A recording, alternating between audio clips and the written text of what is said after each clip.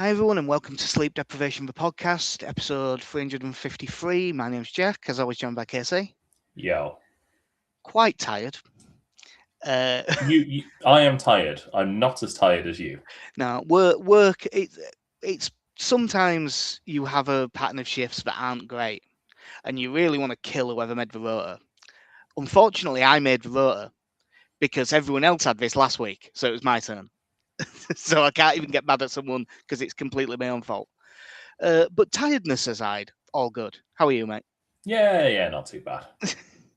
Yeah, we'll quickly talk about the FA Cup game because obviously it's been one of them where we're back end at week. This should be fixed next week. It should be early in the week, which will help. But 3-0 win over Norwich. We did sort of say it might be the exact right time for an FA Cup game, and it sort of seems like it was. It was a very comfortable win, which is the exact sort of match it felt like we needed. Yeah, I've only seen the extended highlights of this due to double booking myself on a works thing. It says a lot about how tired I am that I forgot then that you weren't at the game with us. Yeah, that was not me. Yeah, In fairness, you and my niece spitting image of each spit other. of each other. Yeah, yeah. From what I looked, I mean, when I saw the team go out, I think live score had a bit of a freak out because essentially, from what the bits I've seen, did we play a 4-2-3-1? Yeah, basically. Magic. It was slightly more. There was a little bit more movement than that, but because when I saw the team, I put on our Twitter straight away. Oh, that's Ford at the back. I'm just not sure whether he's going to play Bornow or Ampadu at right back. It was Bornow. But then, like, Graham Smith tweeted out, "Oh, it's expecting Goodmanson left centre back and James and Nonto as the wing backs," and everyone got worried because you were like, "Well, I can't rule it out." I mean, he's done it with Nonto in the last couple of rounds, but for the life of me, it was one of those that the more I thought about it, it was like, look, you've got these players that haven't played, and from us trying to put the team together in terms of the back, either a back five, you were having to play players that probably didn't need to. I mean, Goodmanson played anyway, and he plays every game. Yeah, he got a rest. He came off in, I don't know, the 86th minute or something. But it made the most sense to say, look, we are playing a lower end to middling championship team. Yeah. Why don't we just play the 4-2-3-1 that you know and love, Daniel, and just let them play? Yeah, and to be fair, like, I'm not going to say that we were brilliant or anything. We had 20 good minutes, sort of second half of the first half, and in that we won the game. We were better the whole way through. They had a little bit of a spell start of the second half where they got hold of the ball a bit, but they didn't create anything. But with that 20 minutes where we actually got going, scored 2, had 2 disallowed, a couple of other chances. For that 20 minutes, there was a big gulf between the teams. But the big standout was Goodmanson. And it's not just because, everyone's been saying he gets into such good positions and is a bit wasteful. Not only gets his first assist, gets his first goal, but he was just all around really good in this game. He stood out miles. Yeah, it's one of those things that when you heard both of those stats, I mean, Fulham aside, obviously, as the joke answer, it is quite hard to believe that he's not got an assist as a fullback who likes to get forward. Yeah. But I then started thinking, kind of in terms of like Calvert-Lewin's goals, and the majority of those, as best I can remember, come from the right. Definitely the majority. I said it to my dad just after we were going. That's a great finish from Longstaff because it was. It's a really good finish. It's a brilliant first touch to put it into that position. But when he did it, I went, "Oh, and Goodmanson's finally got his first assist," and his reaction was, "What? He hasn't got one yet?" Because it feels like because he's been good and he's been playing left back. Yeah, you just assume he'd have a couple. Yeah, Junior Firpo had loads by this point he had about 20 in the championship. So he had about 15 goal involvements by now, didn't he? And he was just about to hit his hot streak. But no, Goodmanson was excellent. my first, it's a small Daniel fact that I would have subbed him at halftime, and I said this in the ground. As soon as we went 2-0, I went, cool, get him off. Yeah, I mean, there is part of me wonders if there was any intention for that, but I mean, what was it? The Biol had been ill. Not Biol, sorry, that Bornau had been ill, so Yeah. that's why he came off at halftime. So I wonder if that would have been a possibility. But again, there's a decent chance of that. To be fair, I mean, like I say, he just plays a lot anyway. And backup left backs be damned, he's gonna play. But yeah, like as I look at the team here, it was just quite nice seeing. I would have preferred Tanaka to get a full game, but Longstaff gets a decent run out again. Nonto and James get the run out. Peru being back in because he didn't start the Birmingham game. No, Peru was he was playing against a championship team, and he went back into that. He was sometimes a little bit anonymous, but every time he got on the ball, he looked good. And it was a really, really nice finish for his goal as well. It was a textbook Joel Peru goal, wasn't it? Yeah. And he's still got that. Like him in that position, I would still, over anyone in our squad, that type of situation, I'd take him over any of them. It's just a lot of other things where you wouldn't. Yeah. I mean, like you say, in terms of the goals, one great for Gabby to get his goal. Longstaff's is a lovely finish, and the third is an excellent breakaway from Stack. Yeah. And he's got the options left and right, and just slips it lovely through for Peru. He gives it Mecha. Mecha gives it Peru. Yeah, sorry, that's which, to be honest, that's actually an important one to talk about, because I thought Mecha, I don't think he's as good as Calvert-Lewin, but he did pretty well, and and it's sort of easing me a bit, because the two bits of team news out of the press conference are, because have you seen Okafor's been training? Yes. But it sounds like this one's coming way too early. He might sneak on the bench maybe. But Calvert-Lewin is struggling with his knee. The way that they were talking to the press conference made it sound like he'll probably be okay, but you never know. I thought the way Mecha played makes me a bit less worried about if Calvert-Lewin... I'm not basically worried about if he misses a game. I'd be worried if he was missing a couple of months. But missing a game doesn't panic me as much as it did before. Yeah, I mean, I'd say it's one of those that feels a bit unfortunate timing-wise. Because we're also, 2 games and then international break, I think, as well. Because it's the two league games, international break, then FA Cup. Yeah, so it's one of those where there's part of you, sort of, because they're games that are winnable as well. If there's the possibility to get him through it, but like I say, I suppose that the issue with that is if he gets injured in this and he's out for 6 weeks. Yeah. I'm hoping he's fit to play, and it definitely would help. But yeah, it was just a comfortable win. I thought Tanaka was pretty decent in middle, as was Longstaff. James and Nonto weren't quite as good as once. I liked Nonto's performance more than Dan James's. Which surprised me going in, but I thought that he just looked to offer a little bit more. And I wonder if that'll come in handy, because I really do think that one of them should come in for this game, but we'll get to it shortly. Our reward for a comfortable win is West Ham away, which, if it was at home, you'd say is a nice draw.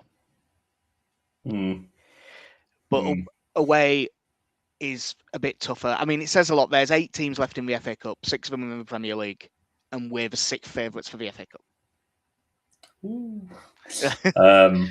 Yeah, I think one, that tells you the form that West Ham are in at the moment. Yeah. 2, the fact it's at West Ham. And it should be a hell of an allocation. We should get 9 and a bit thousand, shouldn't we? Yeah, it's on Easter. I'm not going. on Easter Sunday, when I'm sure there's a wonderful train service running. Yeah. Because again, we've not sent Leeds out on a bizarre London FA Cup trip on a Monday night. Do you want a bank holiday weekend? Yeah.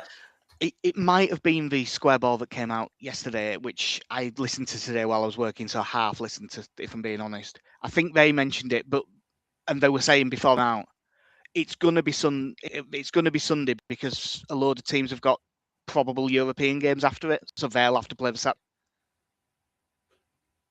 They don't have to. Yeah, they were always gonna do it that. So yeah, it's a winnable tie. So hopefully we get a couple of good results before it that allow us to put out a proper side. Because I always said if you get to the quarterfinals, you have to start taking it seriously, and this is the quarterfinal. So I want a full side out for this game.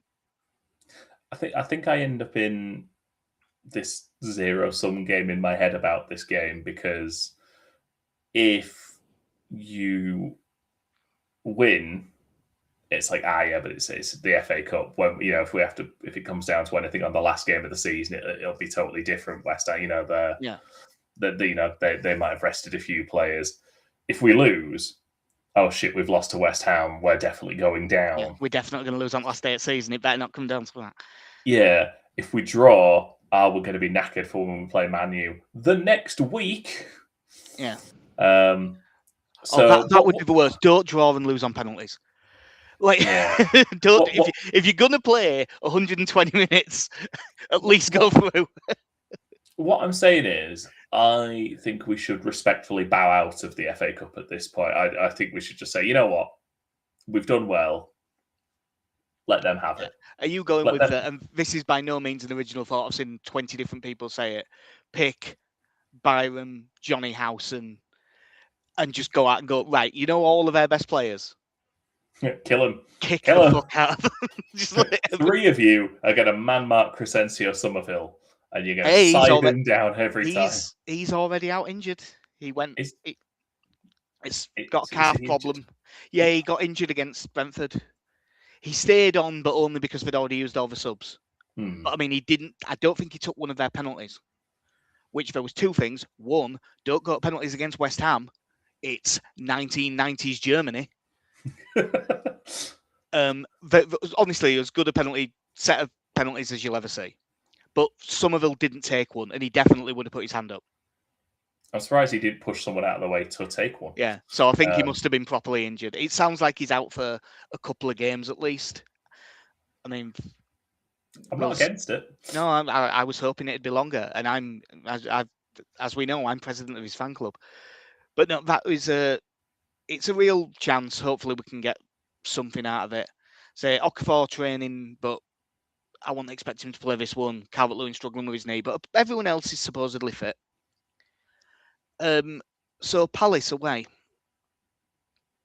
on Sunday at 2:00. I mean, we beat them 4-1 at Ellen Road. Happy birthday to me. Yep. We were miles the better team. This was when they weren't in great... I mean, they're not in great nick now, but they were in worse nick then. But in terms... It's quite a good apples to apples comparison, because although some of the players have changed, they have not changed how they play. No. They're still a 3-4-3/3-4-2-1, depending on who's playing off the striker. Certain players are more like wide 10s, certain players are more like wingers, but it's basically the same thing. They don't press particularly hard, although they will do a bit more because they're at home. They'll want to get into it. They're quite good in possession, they're especially in middle of midfield. Adam Wharton's a great player. But we basically bullied them at Ellen Road. And hopefully we can do the same again, because our style hasn't really changed since then. I was looking at the team and go through theirs first.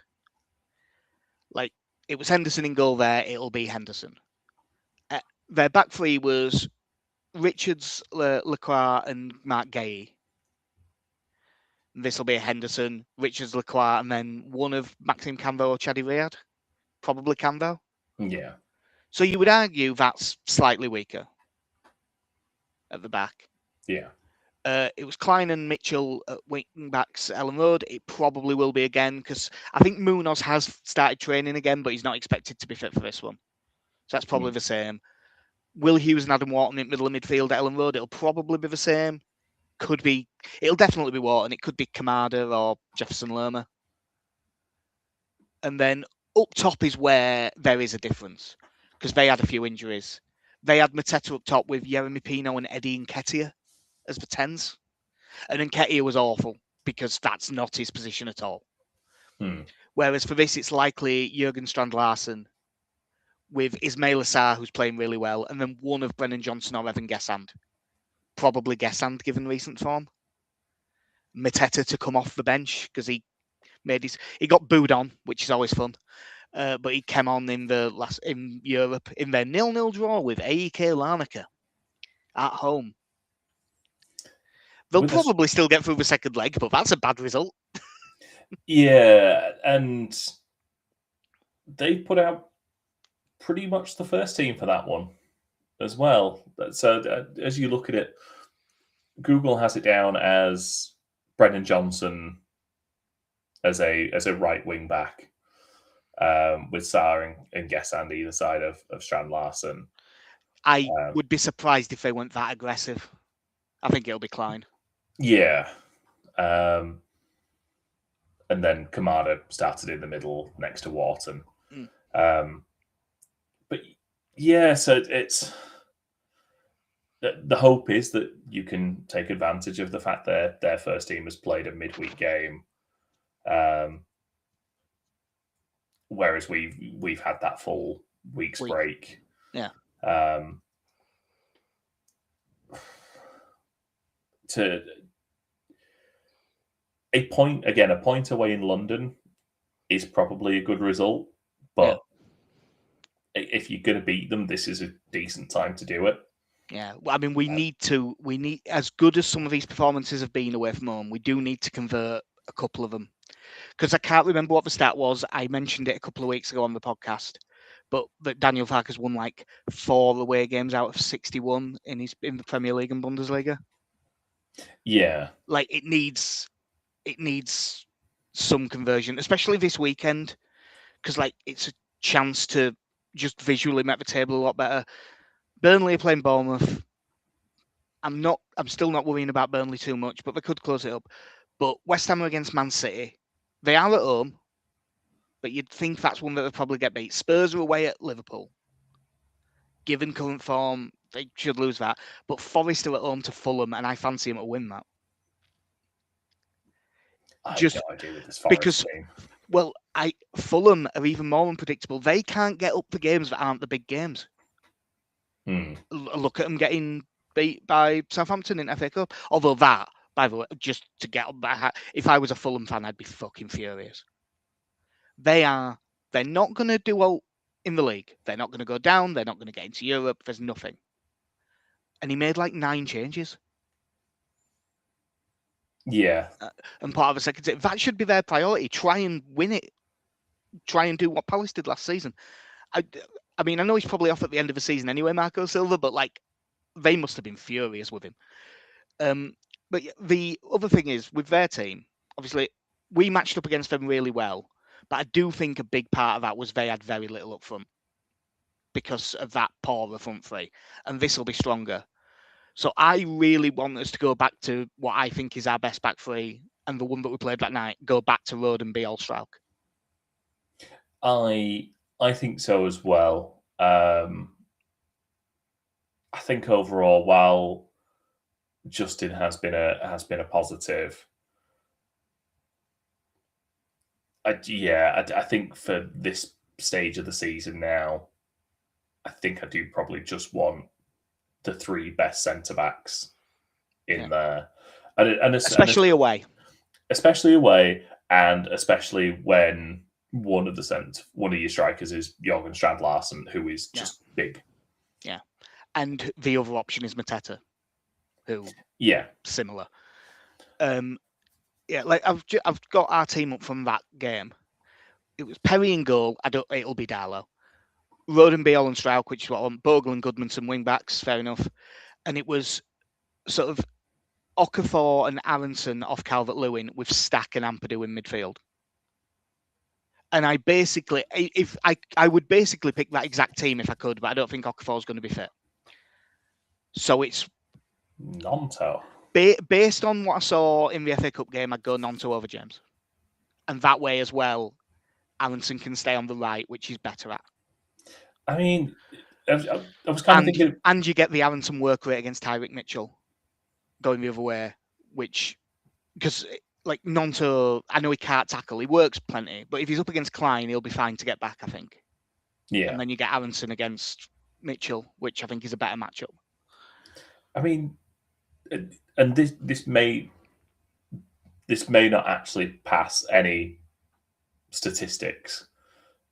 To the eye, since we've started playing Aronson as the in-possession second striker, out-of-possession left winger, Calvert-Lewin's chances have dropped these last few weeks. Yeah. My theory is that that's not real. I mean, it is because it is Aronson that's been playing there, but I think it's been, even though he's very hit and miss, I think that's been a lack of Okafor rather than something Aronson's doing. It's not so much down to Aronson. It's essentially this weird system where we've only sort of had one player attacking down the left, but you've had two down the right-hand side. Yeah. But I think in terms of chance creation, I don't think it's worked as I think generally it's a system that has kept us in games. But I think in terms of creating chances for your centre forward, I think that has dropped off. Yeah. And I know I mentioned earlier that it feels like most of Calvert-Lewin's goals come from the final ball comes from the right-hand side. But yeah, it just feels like we've been in less of those positions to get the balls into Calvert-Lewin, other than the periods of games where it's 10 men behind the ball and we are forced to go out wide. Yeah. It doesn't feel like we have a lot of actual build-up play down the wings as we were, 8 weeks ago. Yeah. And I'm really hoping that we see a little bit more aggression. We've been too conservative for me this last few games. Yeah, and I think the thing, like the Aronson thing, obviously was dropped. Seems to have done him some good, and he got back into form afterwards. But I think there's then been a bit of a Fark reliance on, well, he's my pressing player, so that's why we keep him in this role. But I think a lot of that also, and again, none of this is to detract from Aronson's performances in recent weeks. I think he's been, at the very worst, I think he's been fine. But I think his performance against Newcastle, maybe in Farke's eyes, has made him more important than he actually needs to be in that team. Yeah. Yeah. I mean, having said this, I fully expect it to be Ampadu and Gruev. And then, Stack and Aronson off whichever, hopefully Calvert-Lewin, but maybe Metcha. And it does frustrate me a bit because I think the best we saw of Stack was out of possession. He's fantastic closing down from teams that played out from the back. He was fantastic at pressing down that left-hand side. But I just don't think it suits his general game. I think he is better in possession when he's coming from a bit deeper. And I know he's not an out-and-out right midfielder in that team, but there is part of me wants to get back to having actual wingers again. Yeah, I still think, gun to my head, Ampadu and Stack is the best midfield partnership. Now, I can absolutely make an argument for Longstaff staying in ahead of Gruev if he wants to keep Stack in that kind of pressing role. But I feel like this is a game where, I mean, I like Tanaka, but I don't see that happening. No, but I do think this should be a game where you look at and say, well, if the Sunderland game, and I know this is easy to pick on any number of people. The Sunderland game was the worst. Avilia Gruev gets the ball, goes backwards. Yeah, it was a completely wrong team selection and wrong way of playing. It was a perfect storm of shite. That it was bad in every way, from us, from them, from the game of football itself.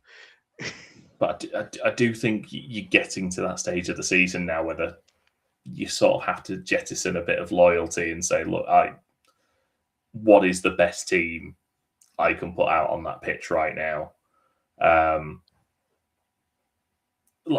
The Longstaff one obviously is a difficult one because I don't think before his injury he was in great form anyway. And then decent appearance Sunday, but his sub appearances have not done a lot, and he's not been given a whole lot of time to do anything either.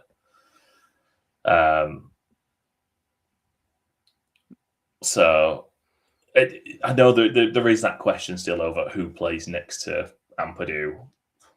There is a part of me that just looks and thinks, for me, Stack should be in the middle. Yeah. No, I'm saying I think that's the best pairing. I don't think that's what he's going to pick, but I think that's what he should pick. The other argument is if Calvert-Lewin's fit, that you play Metcha nominally off the left. But I can't see us going full 3-5-2 and just going direct. And I think that's the only time that you should do that. And especially if Calvert-Lewin is carrying a knock. You either want to start Metcha or have him there to replace Calvert-Lewin. I don't think that you want to risk them both for this one. So even though we've said all that, so what, like Justin still stays in, Gruev still stays in. Buonanotte stays in Leeds. Also, by the way, how did he not get on against Norwich? I mentioned that was actually, I would go as far as that, unless he's been a complete prick in training all week, I would go as far as to say Daniel Farke was being a bit of a dick there. Yeah, you didn't really have another striker on the bench. I've mentioned before that obviously if you're throwing on first teamers when you're 3-0 up in that situation and one of them gets injured, I could argue that I don't think Daniel Farke should be shot, but I do think he should be hit by like something quite firm in the head. Like if Stat came on in that game and got injured, it's a really fucking stupid situation. Everyone would have been absolutely furious, wouldn't they? Now, as it goes, he came on and had quite a nice 15 minutes and he didn't actually get the assist, but sort of set up a goal with a good break through midfield. Yeah, but you've got Buonanotte. I doesn't have a cat in hell's chance in playing in the league at this point.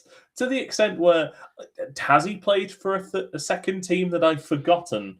No. He's not allowed to play in the Premier League. I didn't watch the game, but the 21s got beat 5-2 by Sunderland the other day. And I put on our Twitter, like, why isn't Buonanotte playing in this? Give him some minutes to try and just get himself, because he's a really talented footballer. But we'll never know. Would someone play this man somewhere, please? Yeah. I think he will go. I think Biol comes in for this one. Yeah. I think a lot. He was good against Norwich. He wasn't tested particularly hard, but he was good. Yeah, and I do think, like you say, I think you mentioned has been a little bit passive in ways as well, and I do think having a big lad back in the team will help. And we're also getting to that time now where I don't give a shit how a goal goes in. If the big lad can stick his head on a corner, get him in the team, as good as Justin has been. I kind of want the aerial threat at this point. So I do think he'll go to that back three again. Yeah. Well, I'd say that's the one that I think actually will happen. As much as I said so, Justin. So if one of them is going to happen, that's the one I think it'll be. Byram at left back. We'll see. The predictions, little Little Danny takes a fairly big lead because he had 3-0. Connie also had 3-0, but that just catches him up to level with you, Casey. So it's all come up, but the predictions are quite confident. Alex has us losing 3-1. That's a confident start. But Connie, Benny, and Danny all have a 2-1 win. Oof. I'm going to tell you now, I don't. I've got Leeds losing this 2-1. I'm gonna say 1-1 draw. Yeah. Well, that like a 1-1 draw, I'd say now it's a good result if we get it. If we get a draw, that is a good result. How good a result it is depends entirely what happens elsewhere. Yeah, if one of the teams beneath us loses, I mean, if they all could lose, if they would all lose, it's great. It's a great point. But I mean, like if Spurs lose and we gain an extra point on them, great. Because what would that put us 4 points ahead of them at that point? We are currently 3 points ahead of West Ham and Forest and 2 points ahead of Spurs. So if you can maintain a 3-point gap over one of those teams, just over the bottom 3 brackets general. Yeah, that would be great. I mean, I've started listening to the Athletic podcast a bit more recently, and the Tifo one or the Athletic one? The Athletic one, right? So there was an episode last week of financially what happens to Spurs if they go down, and then there was a podcast again this week that went, no, they might actually go down though. Yeah. Well, I mean, I'm not kidding. I think that they get well beat by Liverpool and sack Igor Tudor. I hope they don't do that. No, the second part. That's what I think is good. If things go as I expect, I think Igor Tudor's out of the job by midday on Monday. To be replaced by probably Sean Dyche. There's been a lot of talk of needing someone who knows the club. So Frank Lampard, because he knows clubs.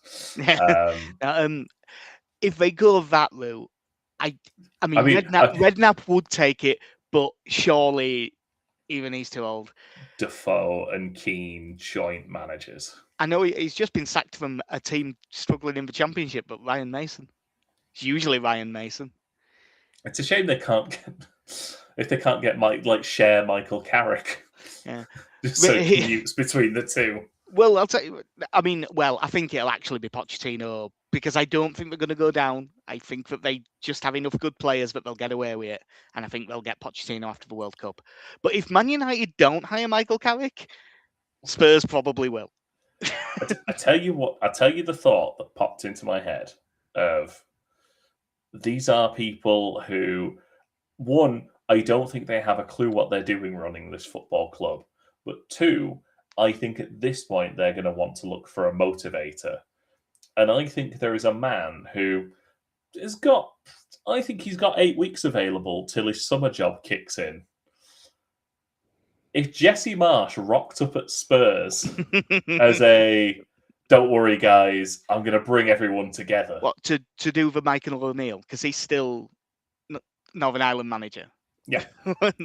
Like just pop in, like just till the end of the season. He will allegedly bring people together. And I, for one, welcome our American overlord. Yeah. As I say, having said, because we've said all that, they'll end up fucking winning now. But yeah, they do win big games, don't they? They do get the odd weird result. But I can't see it under Tudor. They all seem to visibly hate him. Like, I have zero issue with him subbing Kingsley after 17 minutes when he was having that much of a nightmare. But, like, not even looking at him, not putting your arm around him out like that. No, that's awful management.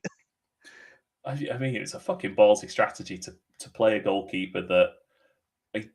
What was it? He'd not played since the League Cup, and they got knocked out the League Cup in October. Yeah, he hadn't played much at all. It was a bad and week they didn't just bring in Like, didn't play him in the league game before, just as a, we'll get you in shape before we play Atletico Madrid. No. Did you hear any of her propaganda? No, I haven't. Because Haven't had a chance like yet. Michael Norman got together a load of clips from before that game, like and from the previous games, and it was them going, Vicario's been awful. He's going to have to get dropped. So it wasn't out of nowhere, to be fair. But it was a bad week to do it because, like, Chelsea did it with Jorgensen, and he like passed one straight to a forward, didn't he? Yeah. But yeah, we'll see. But yeah, hopefully I'm wrong. Hopefully Alex is wrong. Hopefully we get some good result. Would be, I mean, if you can get a win, it would be absolutely massive. But that will do us for episode 353. I believe with work schedules, they're still crap next week, but I think that we do have some gap Monday and Tuesday, like at some point. So we should be able to get one done fairly soon after the game. Podcast and hash browns, yeah. Well, it depends how it goes. If it goes badly, maybe just hash. We'll see. But just to you from 2 cloudy rooms. Smell of wine, cheap perfume. It's nearly the lyric. Yeah. But yeah, that'll do us. I've been Jack. See you. Me, Casey. Have a good one. In a bit.